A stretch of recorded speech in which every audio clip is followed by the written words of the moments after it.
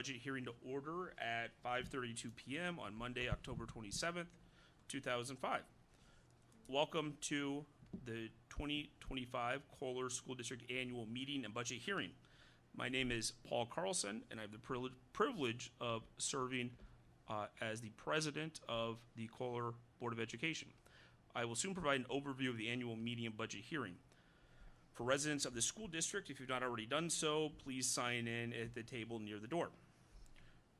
Please note that public notice was provided in the Sheboygan Press on October 17, 2025 and October 24, 2025, as well as posted on the school district's website, physically posted in the school district's front office, and in the Kohler Public Library. Dr. Jewett, can you give us an overview of the purpose of this hearing and meeting? I can. Thank you, Dr. Carlson. By state law, electors at the annual meeting have the power to adopt a tax levy, which is the amount of tax dollars needed to operate the school system for the coming year. In 1993, the state legislature created revenue caps for school districts. As required by this legislation, the Wisconsin Department of Public Instruction notifies each school district every October as to the maximum amount that can be levied for operations, thus limiting local control to determine its tax levy. State law also provides that on or before November 1st of each fiscal year, the school board must certify the amount of taxes needed to operate the school system for the ensuing school year. This provision was placed in the state statutes to allow the school board to make necessary adjustments to the tax levy approved by the annual meeting if the amount was either insufficient or excessive. The powers vested in the annual meeting are, for the most part, set forth in Section 120.10 of the Wisconsin State Statutes. Electors at the annual meeting may set board members' annual salaries or payment based on each meeting attended, authorize payment of actual and necessary expenses of board members who travel in the performance of their duties, designate sites for school buildings, authorize the board to acquire real estate through purchase or condemnation, vote a tax for the operation of schools to create a capital expansion fund, and for other purposes in connection with Section 120.10. Direct and provide defense of any legal action or proceedings in which the school district is interested, direct the board to furnish school lunches to district students and appropriate funds for that purpose, authorize the board to furnish textbooks to students under conditions prescribed by the meeting or school board, authorize the purchase of vehicles or finance contracts for use and services of transportation vehicles, adjourn the annual meeting from time to time, or establish a different date and time for a subsequent annual meeting. So that's the overview of an annual meeting, its purpose, and how we will walk through or what could be done during this meeting. Thank you. As noted on the agenda, our Board of Education members and our superintendent will provide an overview of the work of the board, the state of the district, and a presentation of the 2025-2026 budget. Then we will have time for questions or input from electors regarding the budget. After the presentations, we will begin with the action items of the annual meeting and budget hearing. We will now get started with the Pledge of Allegiance. Isaac, will you lead us in the pledge?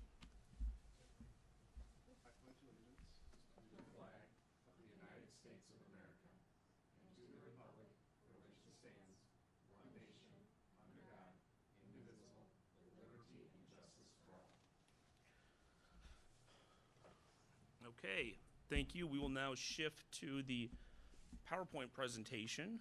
And Megan, will we be able to, oh, perfect. It looks like you're setting it up now, so folks at home are seeing the PowerPoint. Thank you. So just for run and show here, I will start this off, then hand it off to Dr. Jewett, and then Tara will give a financial report.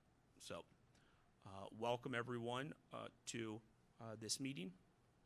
Just a great picture from the ribbon cutting for the playground earlier this summer.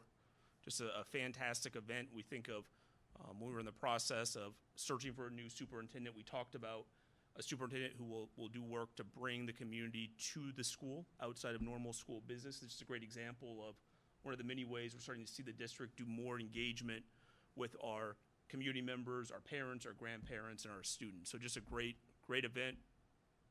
Well done. So now I will get into our board highlights. So on our board, we have myself, we have Kelly as our vice president, Tara is our treasurer, Heather is our clerk, and Emily is our member at large. Here we have a picture of us recognizing a group of teachers for the work they did with, remind me, Mike?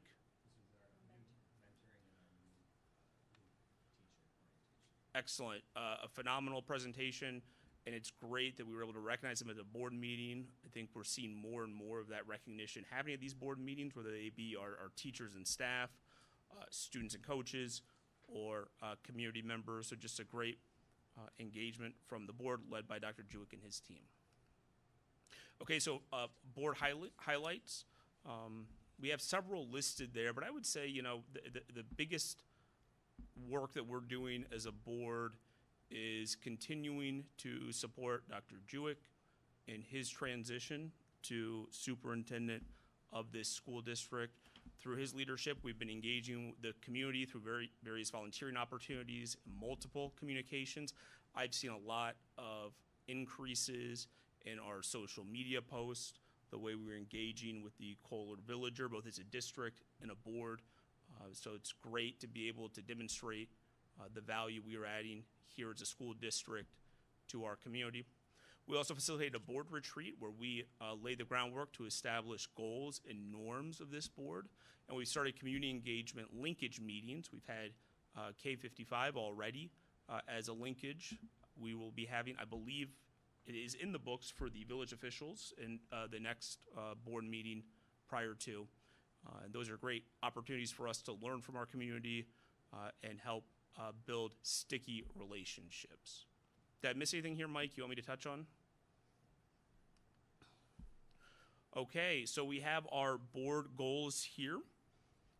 I won't read them in detail, but we have both 6-month and 9-month goals through the lens of supporting Dr. Jewick in his transition as our new superintendent. We have our board norms that we as a board spent considerable time developing, fine-tuning, and then ultimately approving. Norms are to put students first, strive for continuous improvement, communicate effectively, be clear and stay focused, respect roles and responsibilities, and prepare for meetings.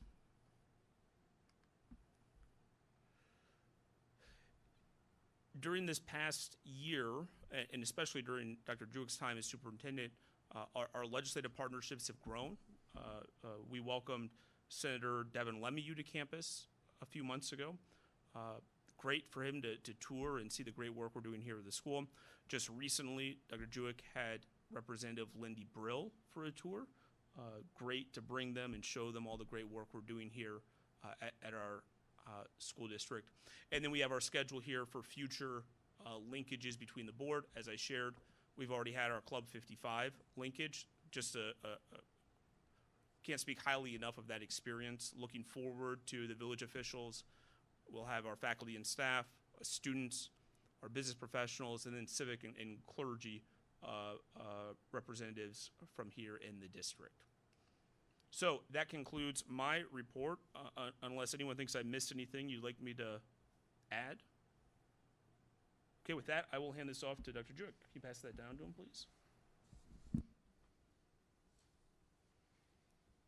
Thank you, Paul. I appreciate the introduction and the welcome that we've received and talked about a number of those items and the partnership that the board has provided for us to accomplish a number of those opportunities already this school year. So as you mentioned, and I would be remiss if I didn't talk about our transition. As obviously starting July 1st, as many are aware, that's the start of a new school year, and it's the start of a big transition for an organization, for myself and my family, but it's been a wonderful transition, and I can't express my gratitude towards the community, the students, our staff, everybody that's been able to welcome us and truly allow us to be part of the community. And aside from the personal aspects of that, professionally, it's about setting our goals, setting our direction, driving where do we want to be in the future and how are we going to get there? And so throughout my message here and talking about the district, you'll hear about a number of these items because this year's really been focused on that transition piece, making sure we're laying a strong foundation for us to continue to build forward and focused on some of those goals that in the short term hopefully have an impact that continues to create long-term impacts into the future. And that's one of those items that I've continued to stress, and you'll hear on some future slides too, is about building relationships, getting to know folks. And if I've heard it once, I've heard it 100 times, building on and respecting the traditions of the Kohler community. So through this process, I also identified an entry plan that outlined what I had as far as expectations for myself, what I anticipated bringing to the table, and what I was looking to measure a number of those areas. These were connected with accomplishments, goals, ideas, relationship building to really set the foundation and grow. I was fortunate to have a pretty significant on-ramp being hired before the winter break of 2024, so was able to get started on this earlier than I anticipated, and that was a good thing because it allowed me some time to be able to build relationships and just have that time to be able to connect with folks that sometimes that can get lost in the hustle and bustle of the school year beginning. So outlined this and really wanted to focus on a number of different areas.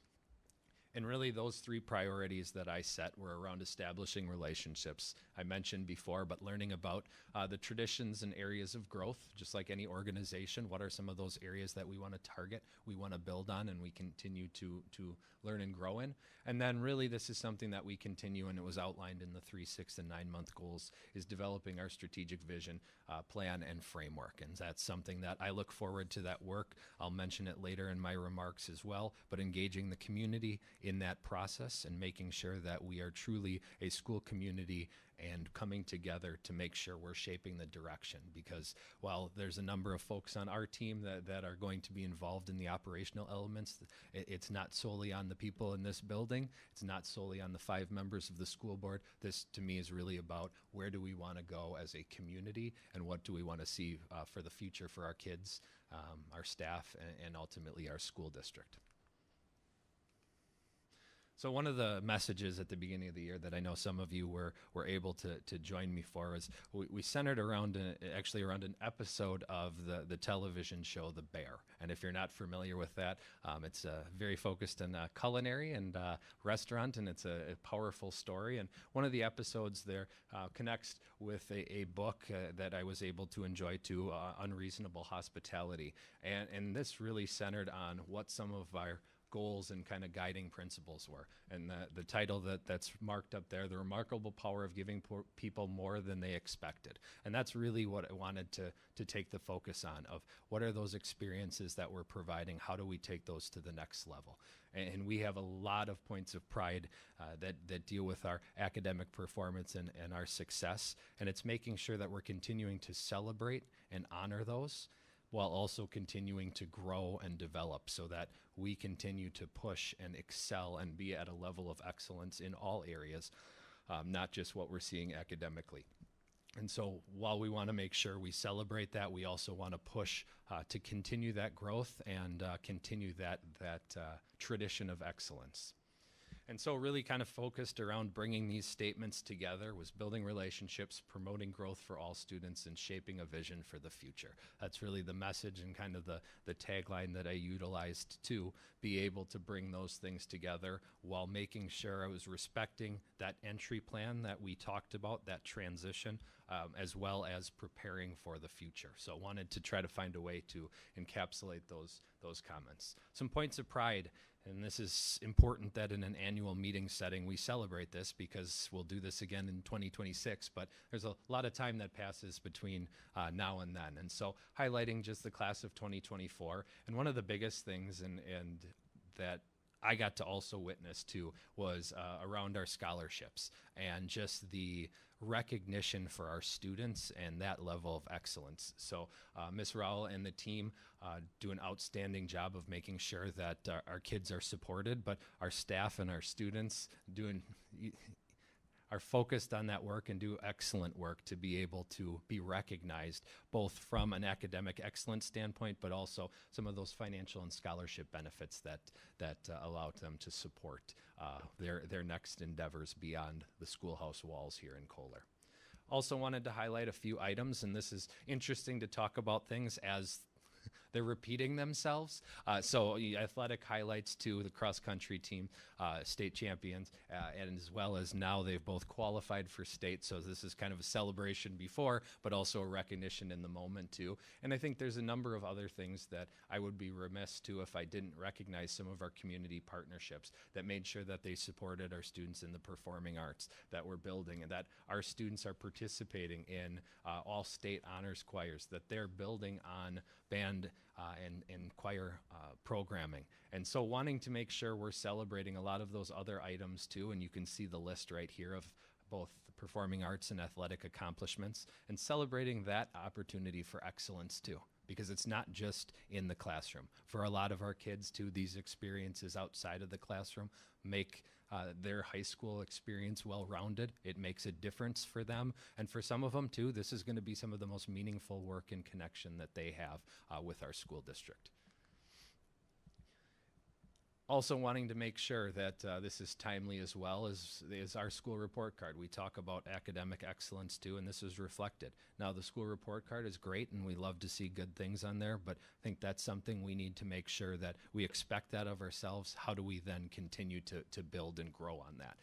And I look forward to being able to share our next school report card after it's done being embargoed in early November, to be able to share those results at the upcoming board meeting with the board and with the community. I know our teams had a chance to process some of those items, but that's kudos to our staff, our students, and our community coming together. And one of the other parts that I wanted to recognize, and this was shared with me as well, and I don't know if you saw this too, is Kohler was recognized as one of the best places to live in Wisconsin this year, #1 to be exact. And so that was a great thing too. It was nothing like that happening right after you buy a house. That's a little validating as well, but being able just to share that moment with our village president as well, and talk to him a little bit about that was just extremely meaningful. But it also, in that grade and in that scoring, the public schools are recognized as an A+. And so that's, again, kudos to our students, our staff, and our community for being able to build that. And several remarks about our schools, and that's great to see. And we want to, again, continue that path of excellence and make sure we're highlighting the great things that are happening in the school and also in the village. Something that I wanted to highlight that I shared with our staff too, and this is as we talked about our work moving forward too, is right here, is initiatives to make students feel that they belong as part of the school community.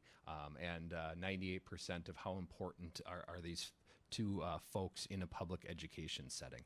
And I can say that this is something that we strive for. And this is, again, building to that part of the community, both the school community, but also the greater community. I had the privilege of attending the Fall Follies event on Saturday evening, and to see the number of folks that were new to our district, that were invited, that took time to enjoy that event and get connected with the school community, with parents and with community members, was great. And we need to make sure we're encouraging that both for our parents and our community members, but with our students as well, to make sure that they're having experiences that connect them to the community, because I think we all know how powerful that can be for folks. And again, this is really, we talked about earlier, the connection and that communication, really taking, how are we taking stuff with this group in the boardroom to the classroom and to the dining room? How do we make sure that that linkage takes place, that those supports are there, that folks are ready to make sure we're making decisions that impact in a positive way at all of those different levels.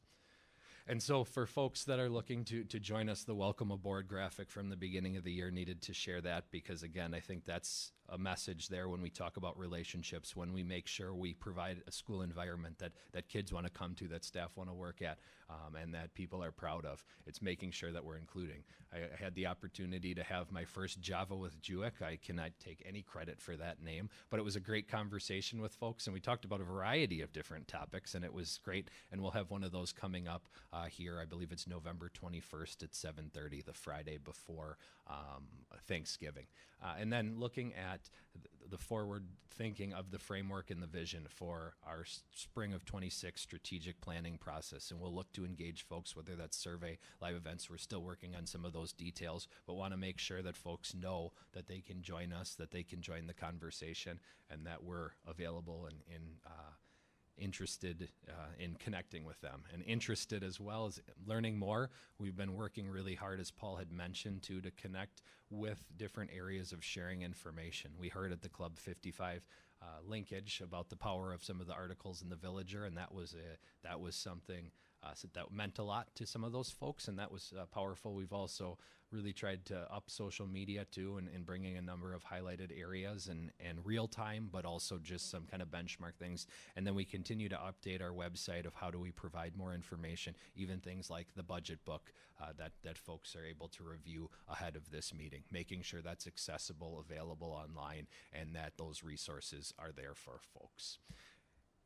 And I'd have kind of one final plug here is we work through and we talk about the tax levy and adoption and utilization of tax dollars. It's important for folks to understand we have some tremendous community partnerships, and whether that's the KTEA supporting us and building on different areas to help our students and our school grow, from our booster club, the PAO that I had mentioned before, our school foundation that I mentioned with the Fall Follies, the Kohler School Friends. Those are all areas and resources that we continue to build on. So I think it's important that folks understand too, while we talk about the impact on taxes and where that levy rate is, there's also we're engaging with a number of different organizations that provide support for our students and our staff and our communities, but also provide financial resources to support. And I think that's one when we talk about being fiscally responsible, making smart decisions. It's also about how are we engaging others in that process too. So wanted to highlight those groups. There's a number of other community groups I could make a nice list of to go through, but we are grateful for all of those partners and wanting to make sure that they're recognized for the work that they do. And as Paul had mentioned, we're going to make sure that we continue to recognize one of those groups or individuals. And next month we'll have a group that we're recognizing for their fiscal or financial support and support for some of the resources they've provided us. So with that, Tara, I will turn this over to our board treasurer for the budget 25-26 report. Hello? Okay, great. I don't know how to use them. Thank you. Okay. When we set the annual meeting for next year, I'm going to request that it's not on the Monday after Fall Follies. All right, so if you're following along at home, you do have a link on the website to our budget book. If that's something that you'd like to look at, please do. It looks like that. And if you're in the room, we have these available as well. All right, so here we're talking about the most important thing. This was one of our board norms, students first. And here are our kiddos. You can see our membership in black. Those are our village residents. The way that we set our levy is based on a 3-year norm, or I'm sorry, a 3-year rolling average. So we don't have exactly 469 village residents this year, but that is our 3-year rolling average. And that is how we set our levy. Our actual enrollment this year is 770, a little bit higher than last year. That's expected given that we added that third 4K. Any questions on how we determine enrollment membership? No? Great. All right. So this is our levy rate. We've called it mill rate in the past. It means the same thing if that's what you're used to. This year we will be setting our mill rate, our levy rate at $6.23 per thousand. We tried to keep it somewhat steady. What we try to avoid is going up and down for our taxpayers. It's confusing. And this year we were able to bring it down a little bit while still serving our students and adding a little bit to our debt payment.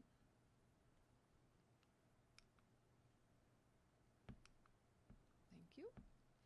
All right, so you might know that our district is actually funded by 4 different municipalities. That would be the Village of Kohler, the City of Sheboygan, the Town of Sheboygan, and the Town of Wilson.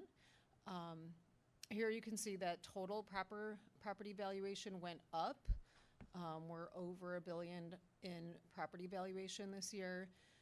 However, unfortunately, the City of Sheboygan went down a lot. Kohler and Wilson went up. So while you would think that with our levy, our mill rate, our levy rate going down a little bit, our valuation going up, that would be a really good thing for taxes. It's going to be interesting to see what happens in the village since the City of Sheboygan went down about 20 million. It's hard to know.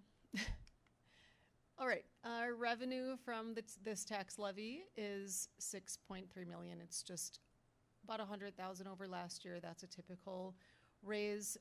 As you know, the state sets what we can levy, and this year they allowed us a $325 increase per student. And keep in mind, those are the students that are our resident students, not our open enrolled students. So this is resident dollars. You might notice if you're looking in the budget book that our budget is actually around 10 million. So there are significant dollars that come in other places, not just from our taxes here. Any questions on this? All right, and here's 10 Fund. Fund 10, this is our general fund. You can see where the dollars are coming in. That I had a question about the other local sources on the bottom, like what in the world is that? Those are the fees that our kids pay at the beginning of the school year, and some of our athletic fees are in there. Otherwise, we are mostly tax funded, and then of course 33% of our funding is from open enrollment. State aid did go down about 15% this year. Not great news for lots of districts. As you can see, we are state funded just a very, very little bit. Any questions on this? No? Okay. Am I missing anything? Okay. All right. And this is referendum debt from a few years ago, the referendum that we passed. We are scheduled to be done in 2041. And you can see what we are scheduled to pay off in 2026. Referendum debt is a little bit different in that we see the numbers in a calendar year, and we are budgeting for a school year, so the numbers are a little bit off, but this is the general gist of it. Any questions on this? No. All right. Good. I'm going to cover anything else. Okay, thank you, Tara. I believe that is going to conclude the presentation portion. So we'll switch back to, excellent, thank you, Megan. Okay, we will continue with our annual meeting and budget hearing. Our first order of business will be to elect a temporary chairperson. As a reminder, only electors of the Kohler School District are able to vote during the annual meeting. Because all electors have signed in with their address, we don't need to share our addresses as we make motions or second it. So let's move now to item 7, election of a temporary chairperson. I move that we elect myself as temporary chairperson, and we'll look for a second. Second. Thank you. All those in favor say aye. Aye. I vote aye. Motion carries. We will now move to item 8, approval of minutes of the October 28, 2024 annual meeting. I will again make a motion to approve the minutes of said budget hearing and annual meeting. Is there a second? Second. Thank you, Kelly. Any discussion? All those in favor say aye. Aye. Aye. Motion carries. Okay. We will now move on to item 9, the adoption of the tax levy. I move that there be levied a school tax assessed against all taxable property within the district in the sum of $6,354,958 necessary to operate and maintain the school district and to finance the debt service of the district. Is there a second? Second. Thank you. Any discussion? All those in favor say aye. Aye. Motion carries. We'll now move on to item 10, the consent agenda. And contained in the consent agenda is the reimbursement of school board expenses, legal proceedings, and transportation. It just as a note, the reimbursement of school board expenses is basically just our reimbursement in mileage for attending the WASB conference. Is there anything else that's... If you had another conference or obligation where you had to travel, but that's, for the most part, that's the item. So that is very minimal reimbursement. So I would move to approve the consent agenda. Is there a second? Second. Thank you, Emily. Any discussion? All right, all those in favor say aye. Aye. Aye. Motion carries. Okay, we will now set the next annual meeting date. I move that the 2026 annual meeting be held on Monday, September 28th, 2026. Is there a second? I'll second it. Okay, thank you, Mike. Is there any discussion on that? Can we, and the reason Mike's able to second that is because it is the public hearing and he is a resident of the Village of Kohler. All those in favor say aye. Aye. Aye. Motion carries. Okay, I will now move, entertain a motion to adjourn. Second. All those in favor say aye.